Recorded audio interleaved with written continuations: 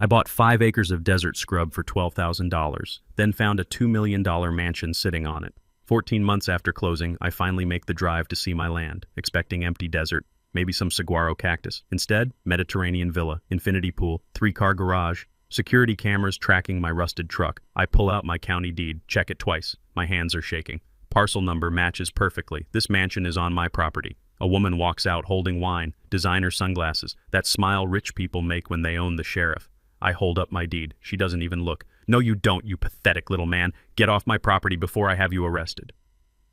10 minutes later, a deputy escorts me off my own land. You can smell chlorine from her pool mixing with desert creosote as I'm forced to leave. What would you do? Where are you watching from? Drop your state below. I want to know where my people are. Because what happened next involved lawyers, lies, and one very public meltdown. Let me back up. My name's Dax Emery, 52. Spent 28 years on an automotive assembly line in Detroit. Good union job, decent benefits. Then 2022 came. Corporate moved production to Mexico. 28 years evaporated. Severance, $47,000 after taxes. My wife Simone died 6 months before the layoff. Pancreatic cancer, 11 months from diagnosis to burial. Our savings vanished into medical bills. When she passed, she squeezed my hand and whispered, "Don't let the world make you small." I sold our Michigan house, paid off debt. What remained bought me a used Airstream and $12,000. I'd spent months researching land flipping by cheap at tax auctions, sell to developers. Double your money in 2 years. I found the parcel online, Cochise County, Arizona, 5 acres, minimum bid $8,000. Google Earth showed empty desert. May 2023. I won the auction at 11/8. The deed arrived 3 days later. Heavy paper, embossed seal. First good thing in 2 years. But I was broke. Living in my Airstream on a friend's ranch in New Mexico, picking up handyman jobs. Took 14 months to save enough for the drive to Arizona. She looked at me the way you'd look at a stray dog. I held up my deed. "Ma'am, I think there's been a mistake. I own this land." She walked closer, squinted at the paper, then laughed this sharp, mean little sound. "No, you don't, you pathetic little man." Her voice dripped with contempt. "Now get off my property before I call the police." "Ma'am, this is a legal county deed." She was already pulling out her phone. "Branson? Yes, hi. There's a man harassing me on my property. Can you send someone?"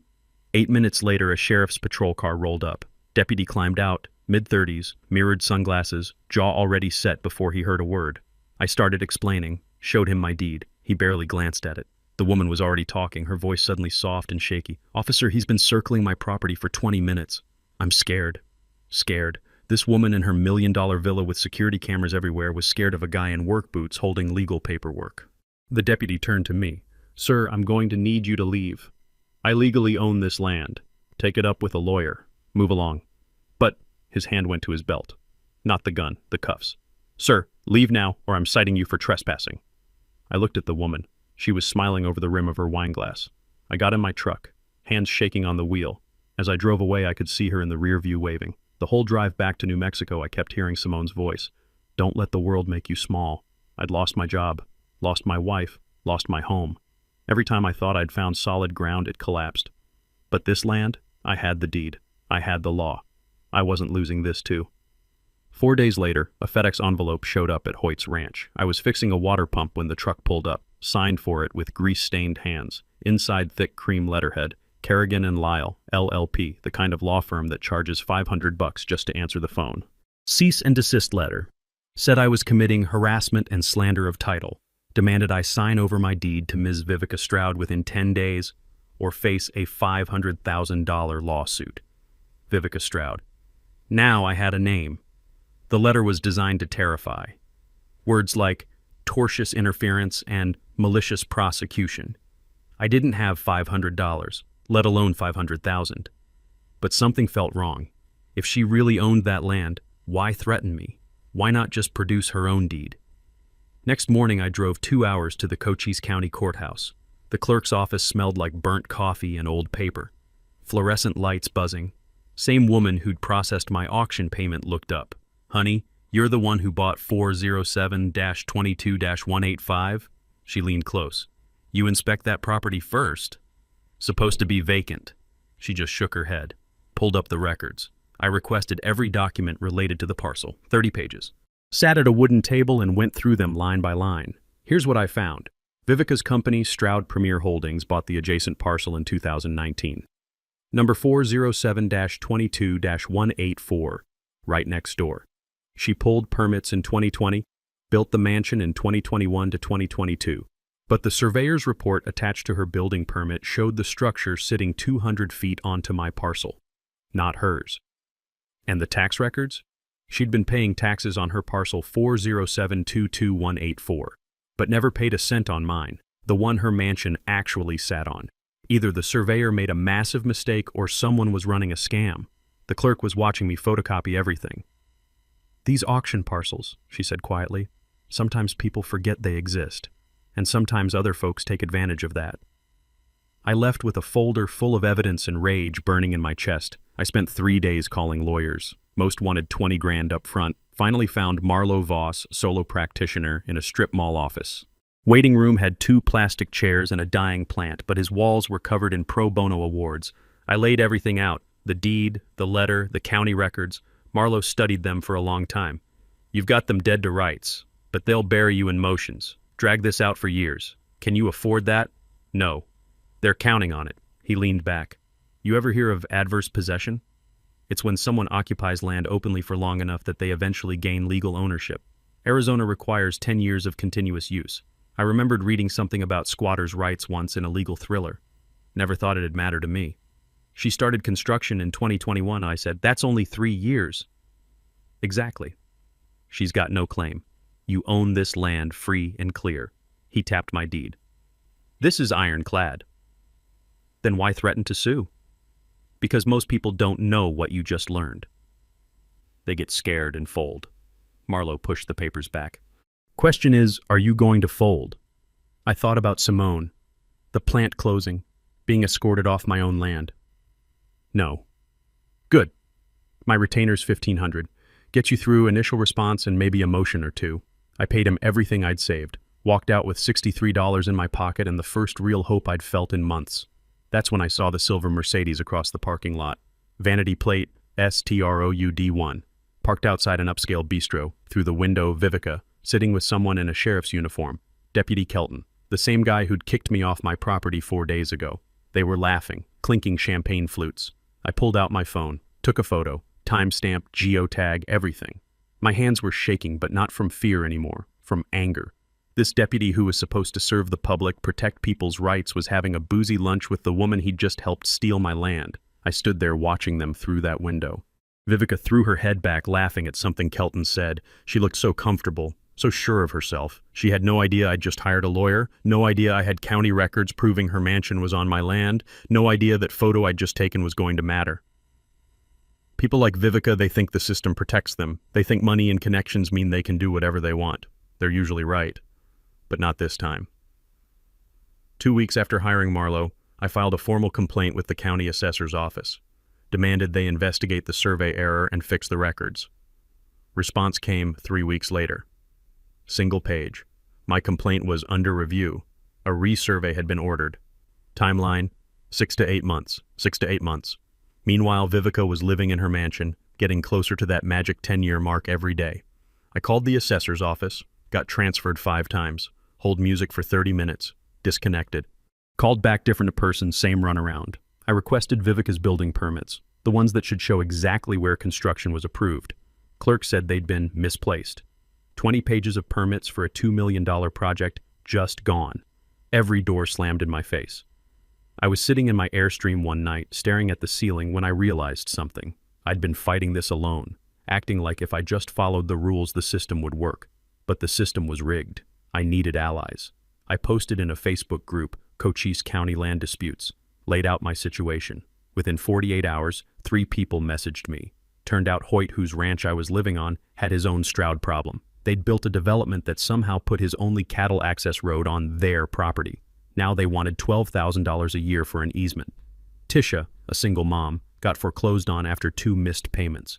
Her house was auctioned to Stroud Premier, flipped in 6 weeks for triple the price. Cruz, a veteran, tried bidding on a tax auction. Stroud bid exactly $100 over his maximum, like someone had leaked his financials. We met at a diner on Route 80. The booth's vinyl was cracked and patched with duct tape. Coffee tasted like it had been brewing since morning. but sitting there with 3 other people who'd been screwed the exact same way, it felt like something was finally shifting. We laid out our stories. The pattern was obvious. Stroud Premier Holdings kept winning, and county officials kept helping them win. Tisha mentioned something that made my blood run cold. You know Vivica's law firm, Kerrigan and Lyle? They represent the county in zoning disputes, conflict of interest. Her lawyer worked for both sides. We need to go public, Cruz said. I'd been thinking the same thing. I found an investigative reporter, Sloan Pacheco, Channel 9 News. Her last 3 stories were corruption exposés. She looked hungry. I sent her everything.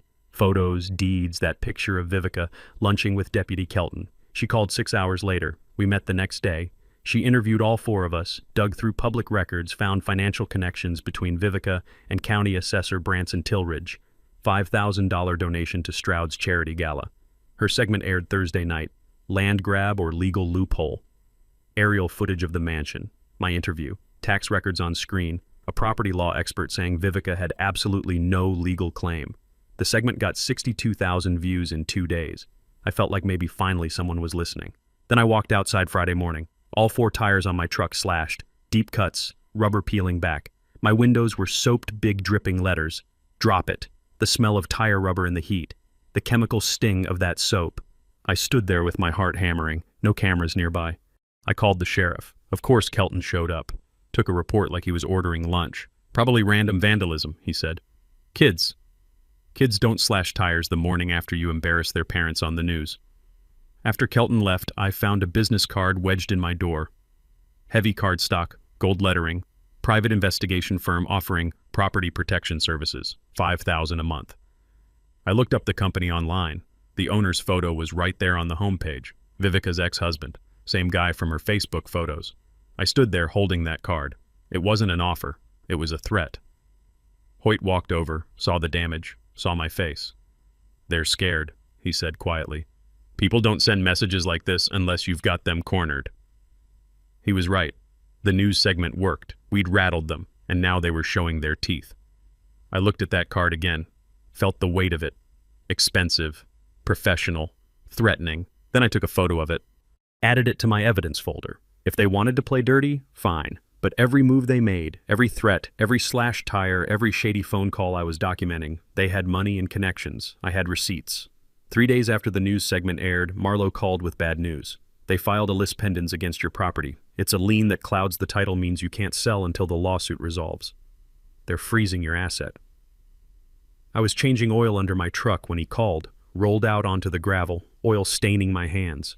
My $12,000 investment was now locked in legal limbo. There's more, Marlowe said. They filed a motion to compel arbitration, claiming there's some buried clause in your transaction. Except they won't say where, because it doesn't exist. Pure fabrication. They can just make things up. They're betting you don't know it's fraud and that you'll run out of money before you can prove it. He paused. This is going to get expensive, Dax. I'd already spent my $1,500 retainer, had maybe $40 left. That evening at Hoyt's ranch, I told Tisha and Cruz about the lis pendens. The kitchen table was covered in documents and cold coffee. Tisha spoke first. We pool resources. I've got $800 saved. Cruz nodded. $1,500 from me. Via disability just came through. Hoyt pulled out his checkbook. $6,000. If you win, we all win. This sets precedent. I stared at these 3 people who'd become allies. You don't have to. Yes, we do, Hoyt said firmly. You've got the proof. We're in this together. We pooled $8,400, enough to hire someone who could expose what we all suspected. Marlowe connected us with Orrin, a 70-year-old retired county engineer who smelled like Old Spice and old paper. He agreed to analyze Vivica's permits for $2,500. For 2 weeks, Orrin haunted the county clerk's office, hunched over plat maps, filling a leather journal with notes. He worked like he was investigating a murder. When he delivered his 47-page report, we gathered at Marlowe's office after hours. Fluorescent lights hummed overhead. Orrin's voice was calm, but his findings were explosive. Vivica's building permit listed the wrong parcel mine, not hers. The septic approval referenced a non-existent lot. The pool permit bore a signature from an official who'd retired 2 years before construction started. Forged. This wasn't an accident, Orrin said. This was systematic fraud. He showed us 3 other Stroud Premier projects, same surveyor, same mistakes. Buildings always ending up on cheaper adjacent land. Same pattern every time. They've been running this scam for years, Oren said flatly. Marlowe pulled up Arizona statute on his laptop. State law requires building permits to match deed parcel numbers exactly. Any variance voids the permit. I'd read about a case in Texas once. Guy built a house 6 inches over his property line, neighbor sued, judge ordered demolition. Cost him everything. Vivica had built a $2 million mansion on the wrong parcel entirely. Marlowe submitted Oren's report to the county planning department. We waited. 2 days later, planning director Ainsley Kaur invited me for a courtesy meeting. Her office smelled like lavender air freshener trying to mask something rotten. Hair pulled tight, lipstick on her teeth. She slid a document across her desk. We commissioned a new survey last week. Shows the mansion sits properly on Miss Stroud's parcel. I looked at the survey, dated 7 days ago. Coordinates adjusted just enough to show the mansion barely within Vivica's lot. This is fabricated, I said. Ainsley's smile was professional ice. I don't appreciate baseless accusations. This was conducted by a licensed professional. Who paid for it? That's not relevant. It is if the county is covering up fraud. Her smile vanished. This meeting is over. File another complaint if you want. Good day. I walked out, pulse hammering. In the parking lot sat Deputy Kelton's patrol car in Ainsley Kaur's reserved space. I pulled out my phone, photographed that cruiser sitting right there in her spot, time-stamped, geotagged, added it to my folder. Right next to the lunch photo with Vivica, right next to the vandalism report Kelton dismissed, right next to the fake survey, right next to everything else. They had money, power, connections reaching into every corner of county government. They thought those things made them untouchable. But I had something they'd underestimated. I had documentation. Every threat, every forged document, every cozy meeting. I was building a case one piece at a time. They thought I'd run out of money or courage. They were learning I had more of both than they'd counted on. A week later, Sloan the reporter texted me. Found something big. Meet me. We met at the State Archives in Phoenix. The building smelled like old paper and dust. Sunlight streamed through tall windows, illuminating particles floating in the air. Sloan had her laptop open, surrounded by folders and microfiche printouts. She looked like she hadn't slept in days. I was digging through old property records, she said. Wanted to understand why Vivica would risk building on your land. Then I found this. She pulled up a document from 1987, an old plat map showing underground water formations across Cochise County. There was a massive aquifer running directly beneath my parcel. Water rights in Arizona are worth serious money, Sloan explained, especially in drought years. We're talking hundreds of thousands, sometimes millions, depending on flow rate and depth. I stared at the map. My 5 acres of worthless desert sat on top of an underground reservoir. It gets better, Sloan said. She pulled up LLC filings. Vivica's company Stroud Premier Holdings has a silent partner, Hexagon Resource Group. They specialize in water speculation, buying land over aquifers, then selling extraction rights to cities and agricultural operations. She clicked to another document. Corporate officers of Hexagon Resource Group, Branson Tillridge, the county assessor. The same Branson Vivica had called that first day. And the second officer, Ainsley Kaur, the planning director who'd just shown me that fake survey. They're all in it together, I said slowly. Sloan nodded. Here's what I think happened. They knew about the aquifer under your parcel. Vivica's mansion was never the end game. It was just a way to establish presence on the land. Once she claimed adverse possession after 10 years, she'd transfer the property to herself legally, then immediately sell the water rights to Hexagon for probably $700,000 or $800,000. I sat back in my chair. This wasn't just about a mansion. This was about water. In the desert, water was everything. Your tax deed purchase blindsided them, Sloan continued. You bought the land before they could complete their 10-year plan. That's why they're fighting so hard. They've already invested years and millions of dollars into this. My hands were shaking. Not from fear, from anger. They'd tried to steal my land. No, they tried to steal everyone's water. There's one more thing, Sloan said quietly. I checked adjudication records at the State Water Resources Department. In Arizona, water rights can transfer separately from land deeds. Most people don't know that. But if Vivica had succeeded in taking your land through adverse possession, she could have sold just the water rights and kept the mansion. Double profit. I thought about Simone, about how she'd told me not to let the world make me small. This was bigger than me now. This was about stopping people who thought they could buy their way into stealing public resources. Can you prove all this? I asked. I've got documents. But I need more time to connect everything definitively. Corporate shell games are tricky. She looked at me. The question is, can you hold out long enough for me to finish? I've got 3 other people backing me financially, and a lawyer who believes in the case. Then we fight, Sloan said. Because if they're doing this here, they're doing it other places too. I drove back to New Mexico that evening with a folder full of printouts. The sun was setting over the desert, painting everything orange and purple. Beautiful country, worth protecting. That night I couldn't sleep. I kept thinking about that aquifer beneath my 5 acres, about how Vivica and her partners had planned to drain it for profit while regular people paid more and more for water. They'd made one critical mistake, though. They'd underestimated a laid-off factory worker with nothing left to lose and everything to fight for. The water rights discovery changed everything. This wasn't just about my property anymore. This was organized corruption reaching into state resources. Marlowe called an emergency meeting at his office. This time we had reinforcements. He'd recruited an old colleague named Iris Tannen, environmental law specialist, early 40s, sharp suits and sharper mind. She walked in carrying 3 accordion files and a laptop covered in activist stickers. "I'll work pro bono," she said before anyone asked. "Hexagon contaminated my childhood reservation's water supply back in the 90s. I've been waiting for a chance to hit them where it hurts." We spread documents across Marlowe's conference table. County records, LLC filings, water adjudication reports, Oren's forensic analysis. It looked like a murder board. Iris studied everything for 2 hours without speaking. Then she looked up. We hit them on 4 fronts simultaneously: legal, political, media, and financial. Make it impossible for them to defend all angles at once. She outlined the strategy on a whiteboard. Front 1, legal assault. We file a qui tam lawsuit against Tilridge and Core for defrauding the county, Iris explained. It's a whistleblower suit that lets private citizens sue on the government's behalf. If we win, you get 15 to 30% of whatever the county recovers. I'd never heard of qui tam before. Sounded like something from a legal thriller. We also file an emergency injunction to halt any property transfers, Marlowe added, and ethics complaints with the state bar against Kerrigan Vivica's lawyer for conflict of interest. He can't represent both Vivica and the county. Iris was already typing up motions on her laptop. Front 2, technical evidence. Oren brought in a younger guy named Landry, early 30s, drone operator and forensic photographer. He had equipment that looked like it belonged in a spy movie. "I'll conduct an aerial survey of the property," Landry explained. "Use ground-penetrating radar to map the aquifer and any extraction infrastructure."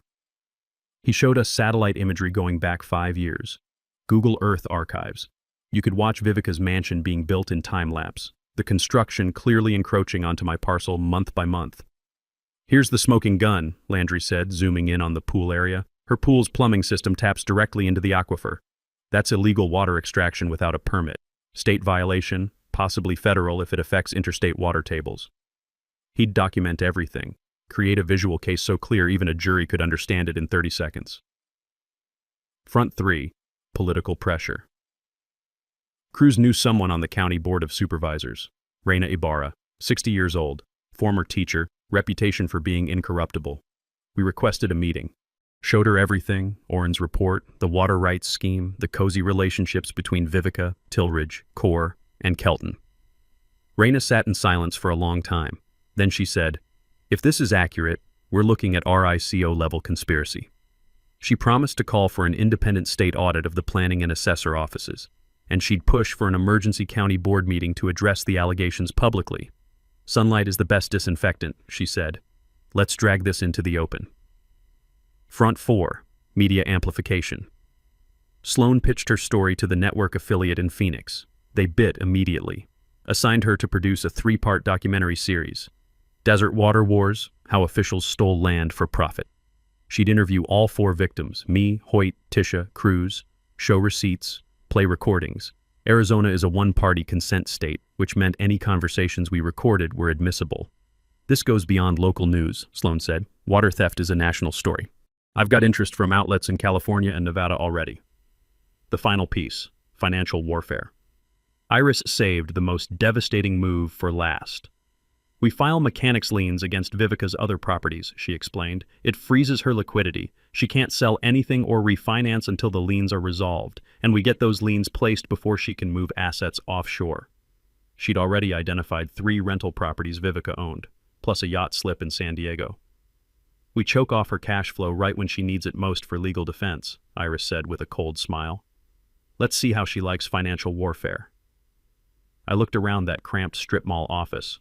At Marlowe with his pro bono awards on the wall, at Iris hunched over her laptop, at Oren's meticulously documented evidence, at Landry's high-tech equipment, at the commitment from Raina and Sloan. 2 months ago, I was alone with a deed and $40. Now I had an army. We worked through the night, filing motions, organizing evidence, coordinating timelines. Hoyt brought coffee at midnight. Tisha handled social media. Our Facebook group had grown to 4,800 members. The musty smell of old files mixed with fresh coffee. Papers rustling, keyboard clicking, the fluorescent lights humming overhead like they were tired but wouldn't quit. Around 3 a.m, Marlowe leaned back and said, "You know they're going to come at us hard when this hits." "Let them," I said. "We've got the truth." Iris looked up from her laptop. "Truth and a damn good legal strategy." We filed everything at 8 a.m. when the courthouse opened. By noon, all hell broke loose. The response came faster than I expected. 2 days after we filed our motions, Kerrigan and Lyle called Marlowe. They wanted to discuss settlement. We met in a sterile Phoenix conference room. Glass walls, polished table, leather chairs that probably cost a month's rent. Vivica's attorney slid a document across the table without introduction. $150,000 cash, immediate quitclaim of your deed, non-disclosure agreement with a $1 million penalty for any breach. Marlowe didn't touch the paper. Counteroffer. Ms. Stroud demolishes the mansion at her expense, pays our legal fees in full, and issues a public apology on camera, admitting fraud. The attorney's face remained blank. I'll relay that to my client. We never heard back. 3 days later, the attacks started. Anonymous social media accounts appeared overnight across Twitter, Facebook, and local forums, all pushing the same story.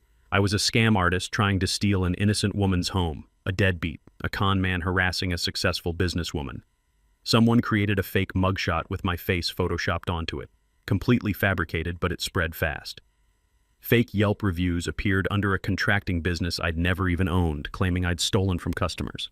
Tisha spent 2 days tracing IP addresses. The accounts ran through a VPN, but the payment for that VPN service, corporate credit card registered to Stroud Premier Holdings. Sloppy, Tisha said. They're panicking. Cruz's cybersecurity contact helped us monitor Vivica's digital footprint. Her browser history told the story of someone losing control. Search queries like, "How to prove adverse possession Arizona," and "Can you falsify property records," and "Offshore asset protection trusts." We documented everything, sent it to the FBI field office with a note about possible wire fraud. Then they burned Marlowe's office. The call came at 2 a.m. Marlowe's voice was tight. "My office is on fire. Get down here." I made the drive to Sierra Vista in just over an hour. Fire trucks were still there, water flooding out the doors. Smoke hung thick in the night air. The tax prep place next door had smoke damage, but Marlowe's office took the worst of it. The fire marshal called it an electrical short. Marlowe had used the same wiring for 30 years without problems. "This is arson," Marlowe said, staring at the charred remains of several file boxes. Security footage from next door showed a figure in a dark hoodie walking past at 11 p.m. The build and gate matched Vivica's ex-husband, the PI, who'd left that threatening business card on my door. But the footage was too grainy for criminal charges. I stood there in the parking lot, smelling burnt paper and melted plastic, feeling rage settle cold and hard in my chest. They'd crossed from legal warfare into actual crime. Then Marlowe smiled. "We digitized everything 2 weeks ago," he said. "Cloud backup in 3 separate locations. These boxes?" He gestured at the charred mess. "Old closed cases from the 90s. Decoys Iris had suggested it, said we should assume they'd try something desperate. The real evidence was untouched." Marlowe held a press conference the next morning. "We anticipated this level of desperation. We're prepared for anything they throw at us." That same week, Deputy Kelton got placed on administrative leave. Someone had sent that photo of him day drinking with Vivica to the Arizona Department of Public Safety. Internal Affairs opened an investigation into his conduct. Within 48 hours, Kelton retained legal counsel. Same law firm as Vivica, Kerrigan and Lyle. The media loved it. Local news ran segments about cozy relationships and conflicts of interest. Sloan's network affiliate did a deep dive showing how many times Kelton had responded to complaints involving Stroud Premier properties and always ruled in their favor. The walls were closing in. You could feel it. 3 days before the county board hearing, Vivica made her most desperate move yet. She filed for Chapter 11 bankruptcy.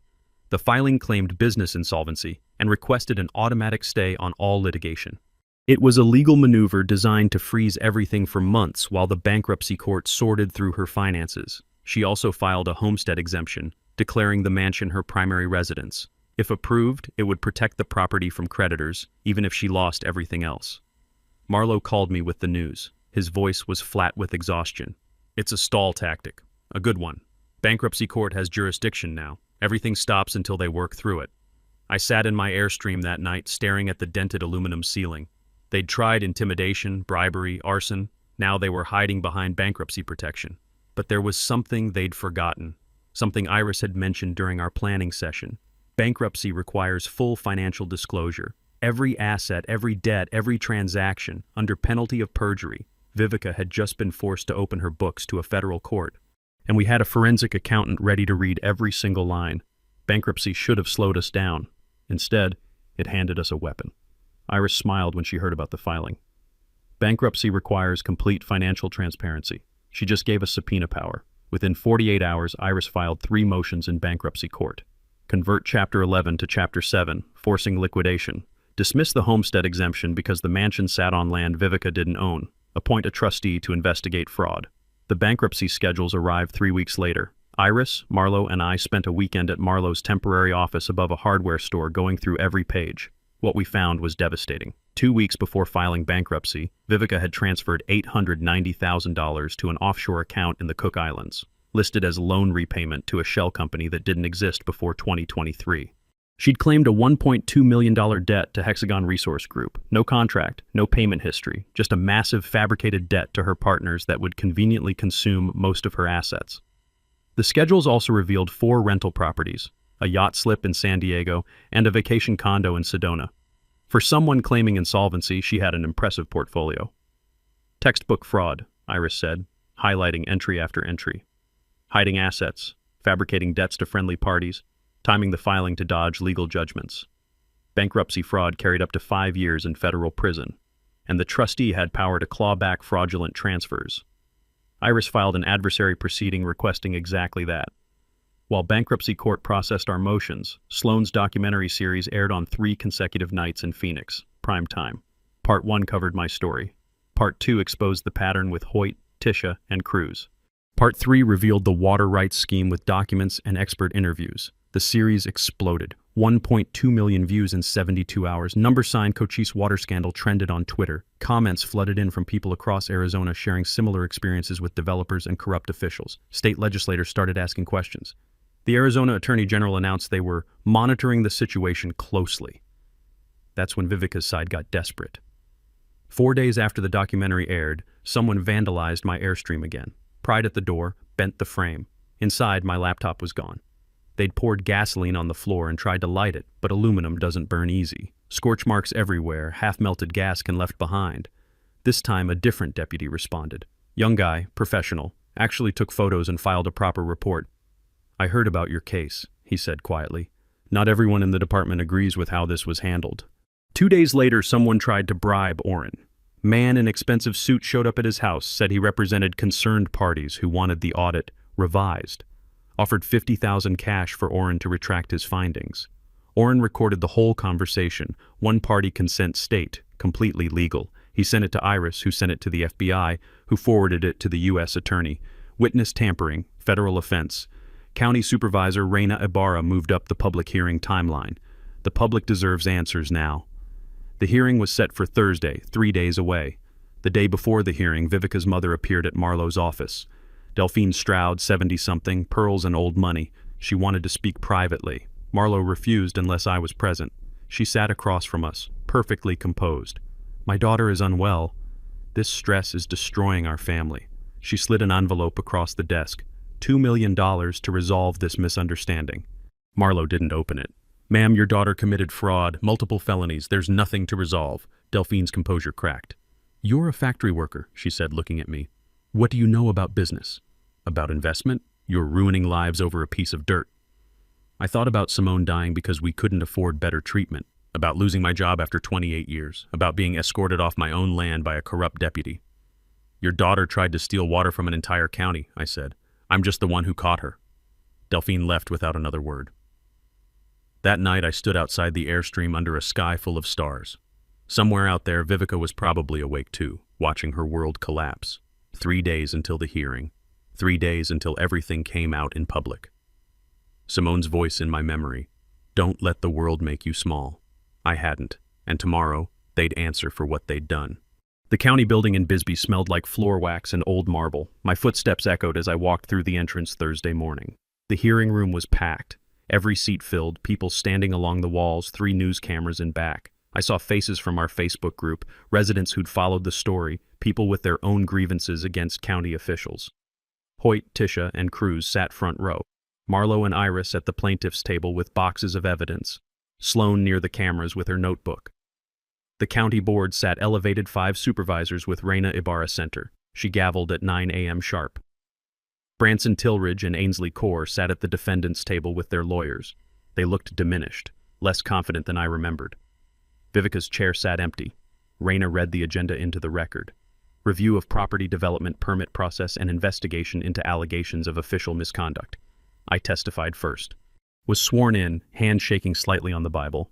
Marlo guided me through everything, the auction, discovering the mansion, being kicked off by Kelton, every threat and roadblock after.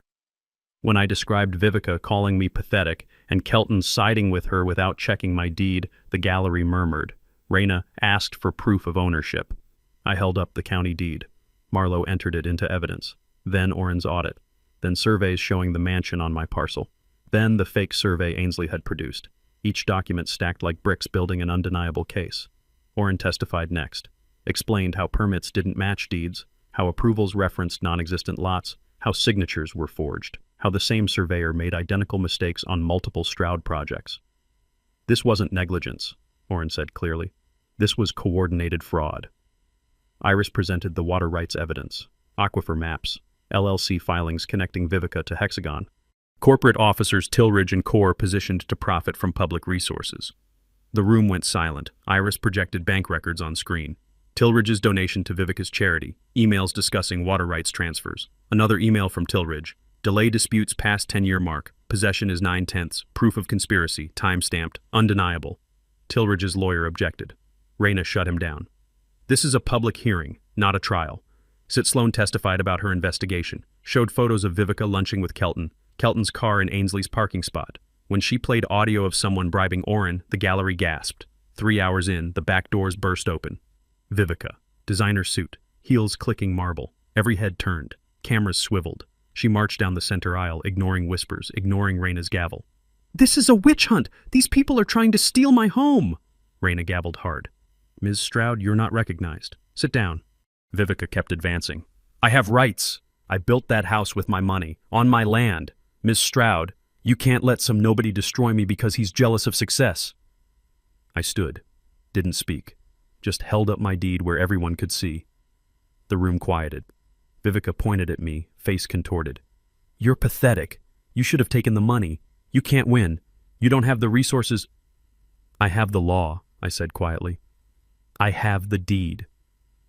I have proof you, Tillridge, and Corr conspired to steal land and sell public water rights for profit."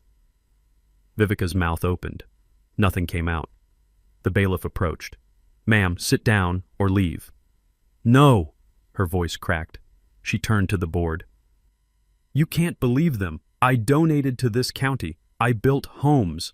A man in a dark suit stood from the back, walked forward with a badge.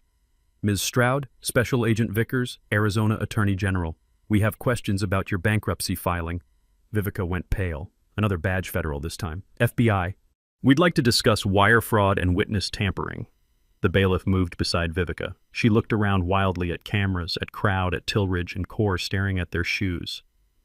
"This isn't happening," she whispered. Reina's voice cut through. "Mr. Tillridge, Ms. Corr, you're suspended immediately pending criminal investigation. This board refers all findings to state and federal prosecutors." She gabbled once. Adjourned. The room erupted. Cameras flashed. Applause. I stood there watching Vivica escorted out by agents, watching Tillridge and Corr surrounded by lawyers trying to shield them from cameras. Hoyt grabbed my shoulder. Tisha was crying. Cruz saluted. Marlo shook my hand. "You did it." Iris was already on her phone coordinating with prosecutors. I walked outside into Arizona sun, breathed desert air. The weight that had been crushing my chest for months lifted. Sloane appeared beside me. "How do you feel?" I thought about Simone, about being laid off, about that first day seeing the mansion on my land and feeling powerless. "I feel like the system actually worked," I said. "For once," she smiled. "Because you made it work. Most people would have given up." I didn't have that luxury. Behind me, people poured out of the hearing room. Strangers came up to shake my hand, thank me for exposing corruption they'd suspected for years. Someone said I'd given them hope. The TV crews wanted interviews. Federal agents wanted statements. It would be a long day. But standing there in the sun with my community around me, watching the people who'd tried to crush me being led away in disgrace, it felt like justice. Real justice. The kind Simone would have been proud of. 2 weeks after the hearing, everything unraveled for them. Branson Tillridge pled guilty to fraud and embezzlement. 4 years federal prison, $600,000 in restitution.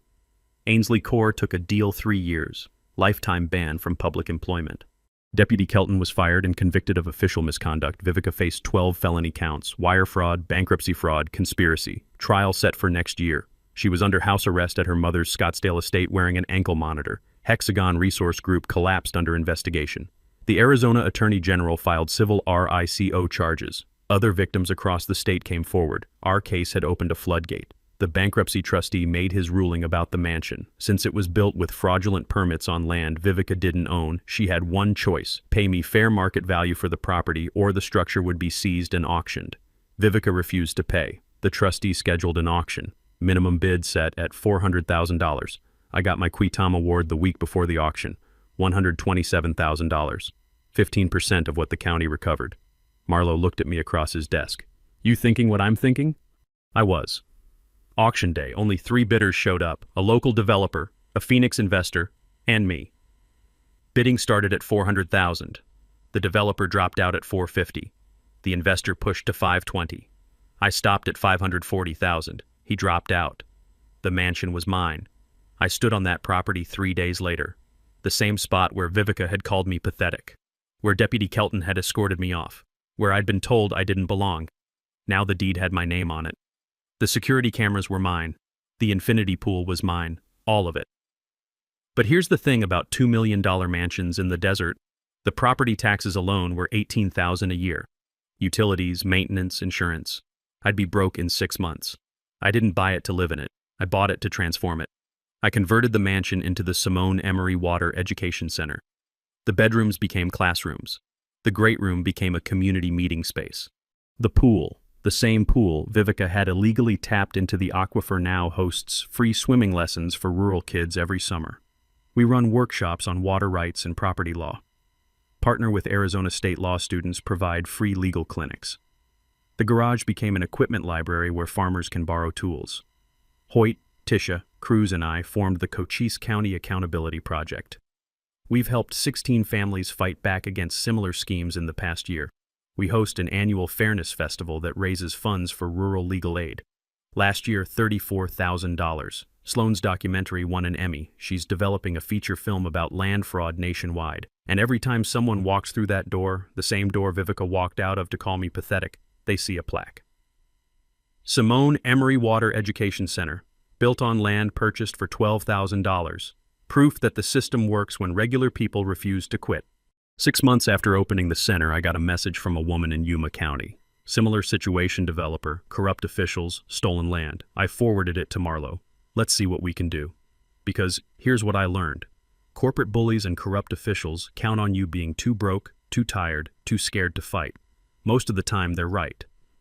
But not always. I'm not special. I'm a laid-off factory worker who learned property law from Google at midnight. But I had something they didn't count on. I had nothing left to lose and a reason to fight. So if you've got an HOA nightmare, a sketchy land deal, a corrupt official, a developer who thinks laws don't apply, drop your story in the comments. You never know who's watching, who's ready to help, who's been through it and won. Because justice isn't a spectator sport. And if you want more stories about regular people beating corrupt systems, hit subscribe on Karen Stories right now. Next time. My HOA fined me $90,000 for a blue door, so I ran for president and dissolved the board. Don't let the world make you small.